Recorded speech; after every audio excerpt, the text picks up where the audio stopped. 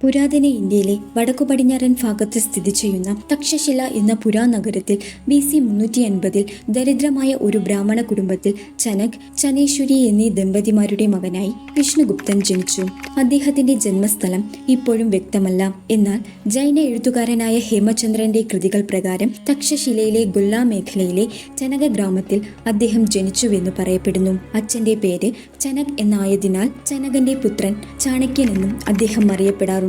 പുരാതന പഠന കേന്ദ്രമായ തക്ഷശിലയിലാണ് ചാണക്യൻ പഠിച്ചത്. രാഷ്ട്രീയം, സാമ്പത്തിക ശാസ്ത്രം, വേദങ്ങൾ, വൈദ്യശാസ്ത്രം, യുദ്ധതന്ത്രങ്ങൾ, ജ്യോതിഷം തുടങ്ങിയ വിവിധ വിഷയങ്ങളിലും സംസ്കൃതം, പേർഷ്യൻ, ഗ്രീക്ക്, പ്രാകൃത് എന്നീ ഭാഷകളിലും ആഴത്തിലുള്ള അറിവ് നേടിയ വ്യക്തിയായിരുന്നു അദ്ദേഹം. വിദ്യാഭ്യാസം പൂർത്തിയാക്കിയ ശേഷം ചാണക്യൻ നളന്ദ സർവകലാശാലയിലെ അധ്യാപകനായി ജോലി ചെയ്യാൻ തുടങ്ങി. ശേഷം യശോധര എന്ന പെൺകുട്ടിയെ വിവാഹം കഴിച്ചു. യശോധര ഇരുണ്ട നിറമായതിനാൽ മറ്റു പലർക്കും ഈ ദമ്പതിമാർ തമാശയായി മാറി. എന്നാൽ താൻ വിവാഹം കഴിച്ചത് നിറം കൊണ്ട് സുന്ദരിയായ സ്ത്രീയെയല്ല, ആത്മാവ് കൊണ്ട് സുന്ദരിയായ സ്ത്രീയെയാണെന്ന് പറഞ്ഞ് യശോദയോടൊപ്പം നിന്നു. ഒരിക്കൽ യശോധര ചാണക്യനോടൊപ്പം തന്റെ സഹോദരന്റെ വീട്ടിലെ ആഘോഷത്തിൽ പങ്കെടുക്കാനായി പോയി. എന്നാൽ അവിടെ വെച്ചെല്ലാവരും ചാണക്യന്റെ ദാരിദ്ര്യത്തെ കളിയാക്കി. ഇത് കണ്ട യശോദയ്ക്ക് മനോവിഷമം ഉണ്ടാകുകയും ധനനന്ദ രാജാവ് നടത്തുന്ന വാദപ്രതിവാദ മത്സരത്തിൽ പങ്കെടുത്ത് വിജയിക്കണമെന്നും ചാണക്യനോട് അവർ പറഞ്ഞു. അക്കാലത്ത് മഗധ ചക്രവർത്തിയായിരുന്നു ധനനന്ദൻ. അദ്ദേഹം പുഷ്പപുരിയിൽ ബ്രാഹ്മണർക്കായി അന്നദാനം ഒരുക്കിയിരിക്കുന്നു എന്നറിഞ്ഞ് ചാണക്യൻ തന്റെ ആശയങ്ങളായ അഖണ്ഡ ഭാരതം അഥവാ ഏകീകരിക്കപ്പെട്ട ഭാരതത്തെക്കുറിച്ചുള്ള നിർദ്ദേശങ്ങൾ നൽകി. ധനനന്ദ രാജാവിൽ നിന്നും എന്തെങ്കിലും സമ്മാനങ്ങൾ സ്വീകരിക്കാമെന്ന ആഗ്രഹത്തിൽ ചാണക്യനും ആ അന്നദാനത്തിൽ പങ്കെടുത്തു. എന്നാൽ ധനനന്ദൻ ചാണക്യന്റെ ദരിദ്ര രൂപം നോക്കി അപമാനിക്കുകയും അദ്ദേഹത്തിന്റെ ആശയങ്ങളെ നിരസിക്കുകയും ചെയ്തു. ഈ അപമാനം ചാണക്യന്റെ ഉള്ളിൽ തീ പടർത്തി. താൻ ഈ നന്ദ സാമ്രാജ്യം നശിപ്പിക്കുമെന്നും പ്രതിജ്ഞ ചെയ്തു. ഉടനെ ധനനന്ദൻ ചാണക്യനെ അറസ്റ്റ് ചെയ്യാൻ ആജ്ഞാപിച്ചു. എന്നാൽ ചാണക്യൻ അവിടെ നിന്നും വേഷം മാറി രക്ഷപ്പെടുകയും മഗധയിലെ അതിർത്തികളിലെ ചെറുഗ്രാമങ്ങളിൽ ഒളിവിൽ കഴിഞ്ഞു. ആ സമയങ്ങളിൽ തന്റെ എതിരാളിയായ ധനനന്ദന്റെ മകൻ പബതയുമായി ചാണക്യൻ സൗഹൃദത്തിലായി. അദ്ദേഹം ചാണക്യന് രാജകീയ മോതിരം സമ്മാനമായി നൽകി. ചാണക്യൻ ആ രാജകീയ മോതിരത്തിൽ നിന്നും ഇന്നത്തെ 80 കോടി വിലമതിക്കുന്ന സ്വർണ്ണ നാണയങ്ങൾ സമ്പാദിച്ചു. ആരും കാണാതെ അവ കാട്ടിൽ കുഴിച്ചിട്ടു. ധനനന്ദനെ പരാജയപ്പെടുത്താൻ കഴിവുള്ള ഒരാളെ തേടി അദ്ദേഹം രാപ്പകൽ മഗധ മുഴുവനും അലഞ്ഞു തിരിഞ്ഞു. ആ സമയത്തായിരുന്നു ചന്ദ്രഗുപ്ത മൗര്യ എന്നൊരു ബാലനെ ചാണക്യൻ കണ്ടുമുട്ടുന്നത്. അവനിൽ എന്തോ ഒരു ആകർഷണത്വം ഉള്ളതായി ചാണക്യന് തോന്നി. അദ്ദേഹം ചന്ദ്രഗുപ്ത മൗര്യന്റെ വളർത്തു മാതാപിതാക്കൾക്ക് 1000 സ്വർണ്ണ നാണയങ്ങൾ നൽകി അവനെ വാങ്ങിച്ച് തന്നോടൊപ്പം കൂട്ടി. ധനനന്ദനെ വധിക്കാനായി ചാണക്യൻ പബത, ചന്ദ്രഗുപ്ത മൗര്യ എന്നീ 2 ആയുധങ്ങളെ വാർത്തെടുത്തു. വാൾ മൂർച്ച കൂട്ടുന്നത് പോലെ രണ്ടുപേരെയും അതികഠിനമായി പരിശീലിപ്പിച്ച് ഇവരിൽ ഒരാളെ ചക്രവർത്തിയാക്കാൻ ചാണക്യൻ തീരുമാനിച്ചു. പരിശീലനത്തിന്റെ അവസാന ദിവസം ചാണക്യൻ അവർക്കിടയിൽ ഒരു മത്സരം നടത്താൻ തീരുമാനിച്ചു. ആ മത്സരത്തിൽ വെച്ച് മൗര്യ പബതയുടെ തലവെട്ടി വിജയിച്ചു. ഇത് കണ്ട ചാണക്യൻ ഒരു നിമിഷം ആശ്ചര്യത്തിൽ നിന്നുപോയി.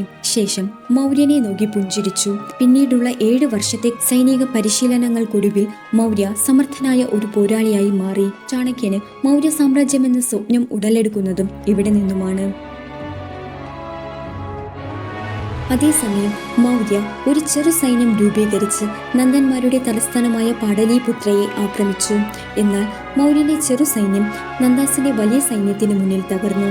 മണ്ടൻ തീരുമാനമെടുത്ത ചാണക്യന്റെ കൈ ആദ്യം ഒന്ന് പൊള്ളി. തോൽവിക്ക് ശേഷം ചാണക്യനും മൗര്യനും നിരാശരായി കാട്ടിലെ കുടിലിൽ ജീവിച്ചു. ഒരു ദിവസം രണ്ടുപേരും വേഷം മാറി മഗധയുടെ തെരുവിലെ ഒരു ഭക്ഷണശാലയിലിരുന്ന് ഭക്ഷണം കഴിക്കുകയായിരുന്നു. അപ്പോൾ ഒരമ്മ ചൂടുള്ള റൊട്ടിയിൽ കൈവച്ചു പൊള്ളിച്ച തന്റെ മകനെ ശകാരിക്കുന്നത് അവർ കേട്ടു. മണ്ടനായ മകനെ, ആദ്യം റൊട്ടിയുടെ ബോർഡർ കഴിച്ചിട്ട് മെല്ലെ നടുക്ക് കൈവയ്ക്കുക, പിന്നെ നിന്റെ കൈകൾ പൊള്ളില്ല. ചാണക്യൻ ആദ്യം ഇത് രസകരമായി തോന്നിയെങ്കിലും പെട്ടെന്ന് അദ്ദേഹം ഓടിപ്പോയി ആ അമ്മയെ വണങ്ങി. വേഗം മൗര്യനുമായി കാട്ടിലെ കുടിലിലെത്തി പറഞ്ഞു, ഇനി നമ്മൾ മുന്നോട്ട് തന്നെ പോകും.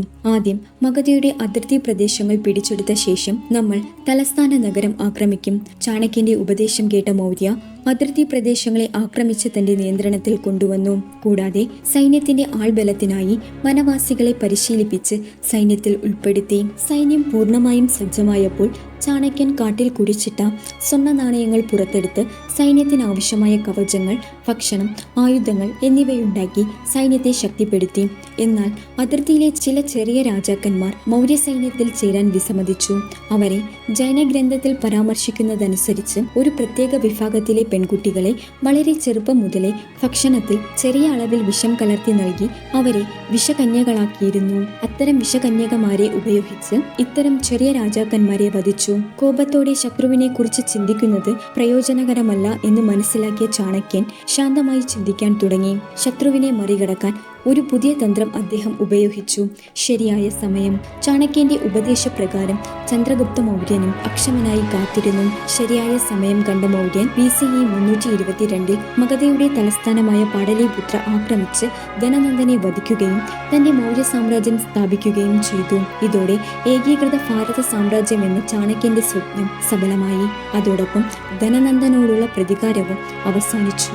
ചന്ദ്രഗുപ്തൻ മൗര്യ സാമ്രാജ്യത്തിന്റെ ചക്രവർത്തിയായപ്പോൾ ചാണക്യൻ പ്രധാനമന്ത്രിയായി. ചാണക്യൻ സാമ്രാജ്യത്തിൽ ശക്തമായ ഭരണം നടത്താൻ കഴിവുള്ള ഒരു മന്ത്രിസഭയെ രൂപീകരിച്ചു. രാജ്യത്തിലെ ഓരോ വകുപ്പുകൾക്കുമായി പ്രത്യേക മന്ത്രിസ്ഥാനം നൽകി. പൗരന്മാരുടെ ക്ഷേമത്തിനായി സാധ്യമായ എല്ലാ സൗകര്യങ്ങളും അദ്ദേഹം ഒരുക്കി.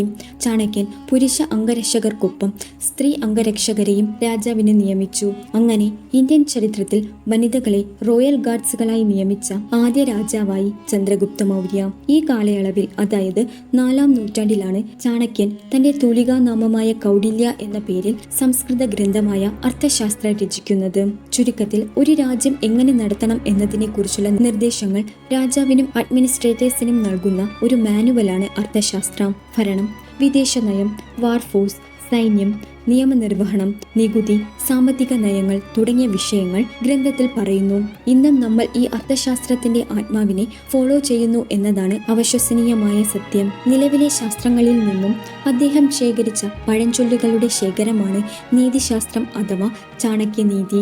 ജീവിത പാഠങ്ങളെ പഴഞ്ചൊല്ല് ശൈലിയിൽ എഴുതപ്പെട്ടവയാണിവ. ഇന്നും ലക്ഷക്കണക്കിന് ആളുകൾക്ക് ജീവിതത്തിലെ ആഗ്രഹങ്ങൾ നേടാൻ ഈ ചാണക്യനീതി തത്വങ്ങൾ പ്രചോദനമാണ്. ചന്ദ്രഗുപ്തന്റെ ജീവിതത്തെക്കുറിച്ച് ഭയമുണ്ടായിരുന്ന ചാണക്യൻ കുട്ടിക്കാലം മുതൽ മൗര്യനും വിഷകന്യകമാരെ പോലെ ഭക്ഷണത്തിൽ ചെറിയ അളവിൽ വിഷം ചേർത്ത് നൽകുമായിരുന്നു. അതിനാൽ ശത്രുക്കൾക്ക് വിഷം ഉപയോഗിച്ച് രാജാവിനെ കൊല്ലാൻ സാധിക്കില്ല. അഥവാ വിഷം ഉള്ളിൽ പോയാൽ അദ്ദേഹത്തിന്റെ ശരീരത്തിലെ ചെറിയ അളവിലെ വിഷം ആന്റിബയോട്ടിക്കായി പ്രവർത്തിക്കും എന്നും രാജാവ് മാത്രമേ ആ ഭക്ഷണം കഴിക്കൂ എന്ന് ഉറപ്പുവരുത്തിയിട്ട് മാത്രമേ ചാണക്യൻ ഭക്ഷണമുറിയിൽ നിന്നും പോകുകയുള്ളൂ. പതിവ് പോലെ ഭക്ഷണം രാജാവ് മാത്രം കഴിക്കുന്നത് കണ്ട് ഉറപ്പുവരുത്തിയ ശേഷം ചാണക്യൻ മടങ്ങി. എന്നാൽ കുറച്ചു സമയം കഴിഞ്ഞ് ചന്ദ്രഗുപ്തന്റെ ഭാര്യ ദുർധര രാജാവിന്റെ അടുത്ത് വന്നിരുന്നു. ഇക്കാര്യങ്ങളൊന്നും അറിയാത്ത രാജാവ് ഭാര്യയ്ക്ക് സ്നേഹത്തോടെ താൻ കഴിച്ച ഭക്ഷണം നൽകി. വിഷം കലർന്ന ഭക്ഷണം കഴിച്ച ദുർധര മരണത്തോടടുത്തു. ഈ സമയത്ത് അവർ ഗർഭിണിയായിരുന്നു. ഭാര്യയും കുഞ്ഞും നഷ്ടപ്പെടുമോ എന്ന ഭയത്തിൽ രാജാവ് ദുഃഖിച്ചിരുന്നു. ഇതറിഞ്ഞ ചാണക്യൻ പ്രാണൻ പോകുന്ന വെപ്രാളത്തിലോടി രാജാവിനടുത്തെത്തി. തന്റെ കുഞ്ഞിനെയെങ്കിലും രക്ഷിക്കണമെന്ന് ചന്ദ്രഗുപ്തൻ ചാണക്യനോട് പറഞ്ഞു. മറ്റൊരു വഴിയുമില്ലാതെ ചാണക്യൻ മനസ്സ് കല്ലാക്കി ദുർധരയുടെ വയറു കീറി കുഞ്ഞിനെ പുറത്തെടുത്തു. വിഷം കുട്ടിയുടെ നെറ്റിയിൽ ഒരു ബിന്ദുവായി കാണപ്പെട്ടു. അതിനാൽ കുഞ്ഞിന് ബിന്ദുസാര എന്ന് പേരിട്ടു. ചന്ദ്രഗുപ്തന് ശേഷം താമസിക്കാതെ ബിന്ദുസാര മൗര്യ സാമ്രാജ്യത്തിന്റെ പുതിയ ചക്രവർത്തിയായി. ചാണക്യൻ പ്രധാനമന്ത്രിയായി. ബിന്ദുസാരയുടെ കൊട്ടാരത്തിലെ ഒരു സാധാരണ മന്ത്രിയായിരുന്നു സുബന്തു. അദ്ദേഹം പ്രധാനമന്ത്രിയാകാൻ ആഗ്രഹിച്ചിരുന്നു. അതിനാൽ ചാണക്യനെ ഇല്ലാതാക്കാനുള്ള ആസൂത്രണങ്ങൾ സുബന്തു നടത്തിയിരുന്നു. ഒരു ദിവസം സുബന്തു ബിന്ദുസാരനോട് തന്റെ ജന്മകഥ വിവരിച്ചു. തന്റെ അമ്മയുടെ മരണത്തിന് കാരണം ചാണക്യനാണെന്നറിഞ്ഞപ്പോൾ രാജാവിന് ചാണക്യനോട് അതിയായ ദേഷ്യം തോന്നി. രാജാവിന്റെ കോപം കണ്ട ചാണക്യൻ എത്രയും വർഷം തന്റെ ഉള്ളിൽ കൊണ്ടു നടന്ന കുറ്റബോധം ഇല്ലാതാക്കാനായി എല്ലാം ത്യജിച്ച് ഒരു സന്യാസിയെ പോലെ വനത്തിലെ ഒരു ചെറു കുടിലിൽ താമസം മാറി. BC 275 ചാണക്യൻ മരണപ്പെട്ടു. മരണത്തെക്കുറിച്ചുള്ള വിശദാംശങ്ങൾ നിഗൂഢതയിൽ പൊതിഞ്ഞ ഒരു ഐതിഹ്യം അദ്ദേഹം പട്ടിണി കിടന്നു മരിച്ചു എന്ന് പറയുമ്പോൾ മറ്റൊരു ഐതിഹ്യം പറയുന്നത് കുറച്ചു ദിവസങ്ങൾക്കു ശേഷം ബിന്ദുസാരൻ ചാണക്യനോട് ദേഷ്യപ്പെട്ടതിൽ പശ്ചാത്താപം തോന്നുകയും സുബന്തുവിനോട് കാട്ടിൽ പോയി ചാണക്യനെ കണ്ട് തന്റെ പശ്ചാത്താപം ബോധ്യപ്പെടുത്തി കൊട്ടാരത്തിലേക്ക് തിരിച്ചു കൊണ്ടുവരാൻ ഉത്തരവിട്ടു. എന്നാൽ ചാണക്യന്റെ തിരിച്ചുവരവ് ഇഷ്ടപ്പെടാത്ത സുബന്തു കാട്ടിലെത്തുകയും ചാണക്യനെ കുടിലിലിട്ട് ജീവനോടെ കത്തിച്ചു. ശേഷം സുബന്തു രാജാവിന് തെറ്റായ റിപ്പോർട്ട് സമർപ്പിച്ചു. അപമാനത്തെ തുടർന്ന് ചാണക്യൻ ആത്മഹത്യ ചെയ്തു എന്നതാണ് ആ റിപ്പോർട്ട്.